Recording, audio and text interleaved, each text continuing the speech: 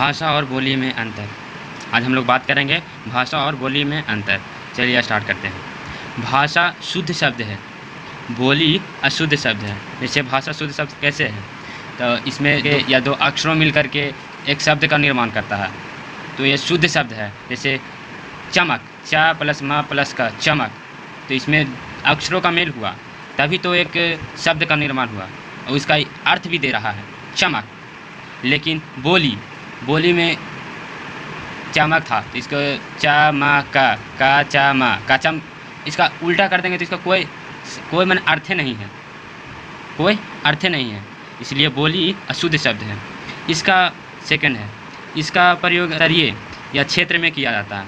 ठीक है, राज्य स्तर में जैसे हो गया जब दो मुख्यमंत्री अलग अलग राज्य के, जैसे हो गए बिहार के, फिर हो गए झारखंड के, तो ये दोनों के बीच जो बातें होंगी इसमें भी भाषा का प्रयोग होगा, ना कि बोली का। इसमें शुद्ध शब्द का ही प्रयोग किया जाता है। लेकिन बोली में इसका प्रयोग गांव में किया जाता है। जैसे गांव लोग बात करते हैं आम लैंग्वेज में, सीधे कहाँ जा रहा है का प्रयोग उन लोग बहुत कम करते हैं। हाँ, वही क्यों अनजान व्यक्ति आ गए हैं तो बहुत ही मैंने किन केसेस में देखा जाता है। तीसरा पॉइंट आते हैं, इसका प्रयोग वेदों पुराणों में किया गया है। भाषा का प्रयोग जाहिर सी बात है कि वेदों पुराणों में ही किया गया है, बोली का तो प्रयोग किया गया नहीं है। तो तीसरा में इधर हो जाएगा बोली में कि इसका प्रयोग वेदों पुराणों में नहीं किया गया है। सही है, वेदों पुराणों में बोली का प्रयोग कैसे कर सकते हैं। पॉइंट नंबर 4, इसका प्रयोग ऋषि मुनि लोग करते थे। भाषा का प्रयोग ऋषि मुनि लोग करते थे। सही है। इसके बाद इसका प्रयोग ऋषि मुनि नहीं करते थे। हाँ, दानव और राक्षस लोग कर सकता है क्योंकि उन लोग अभद्र जैसा बात बोल सकता है, लेकिन ऋषि मुनि अभद्र बोल ही नहीं सकते हैं। एकदम उन लोग भाषा का प्रयोग करते हैं। भाषा की लिपि होती है और बोली की लिपि नहीं होती है। जाहिर सी बात है, भाषा की लिपि होती है, एक लिखने का एक सही ढंग होता है, एक सही क्रम में लिखा जाता है। लेकिन बोली जिधर मैं तिधर से लिख दीजिए, इसको कोई फ़र्क नहीं पड़ेगा, तभी तो ये बोली है।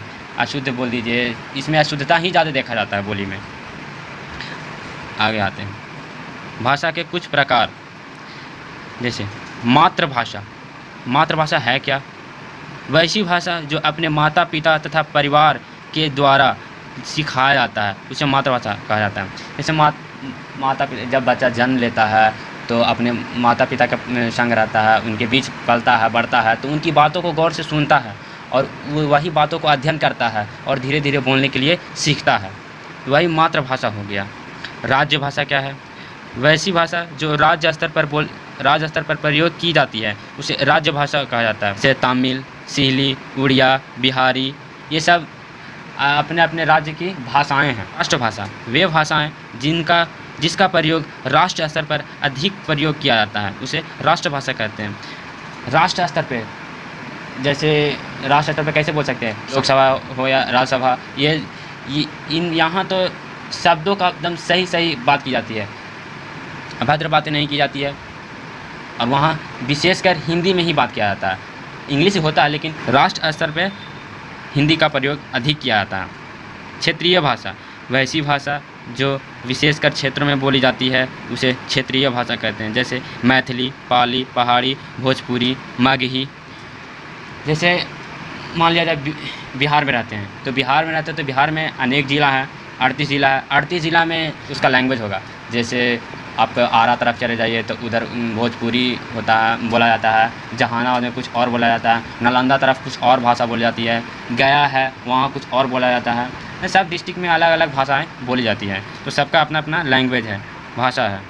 मैथिली, पहाड़ी, पाली, भोजपुरी, मगही। अब बात करते हैं अंतर्राष्ट्रीय भाषा। वैसी भाषा जो किसी देश की भाषा अन्य देशों में बोली जाती है। जैसे कोई भी देश हो गया, उस देश की भाषा अन्य देशों में बोली जाती है, तो उसे अंतर्राष्ट्रीय भाषा कहते हैं। जैसे इंग्लैंड की भाषा।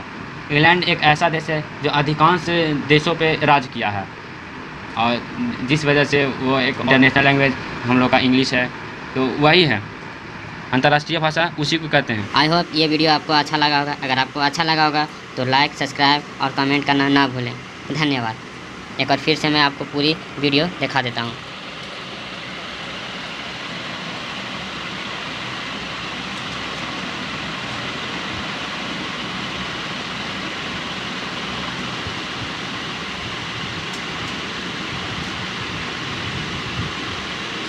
धन्यवाद।